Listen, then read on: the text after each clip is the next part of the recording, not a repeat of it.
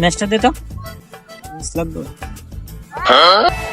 আচ্ছা সমস্যা নাই, শুক্রবার বৃহস্পতিবার শনিবার আর রবিবার নাই, যখন প্রোগ্রাম হইব ওই সময় ফোন দিবেন ভাই। পোলাপাইন কত লাগবে কি লাগবে না লাগবে সব মনে করেন আমি দেখবো, কোনো অসুবিধা নেই ভাই। থাক থাক থাক, বেরিয়ে যা। আসসালামু আলাইকুম ভাই। ওয়ালাইকুম সালাম।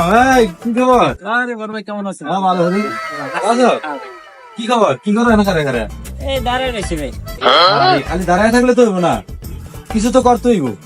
কি করবো ভাই, প্রোগ্রাম নাই, ফোন দেন না, এর জন্য দাঁড়ায় রয়েছি। ফোন টোন দিব, তোমাকে তো দেখা গেলো দাঁড়া থাকতে হবে না, তোমাকে তো একটা কিছু করতে হইব, ব্যস্ত থাকতে হইব, তোমাকে ভবিষ্যতে তোমাকে হাতে।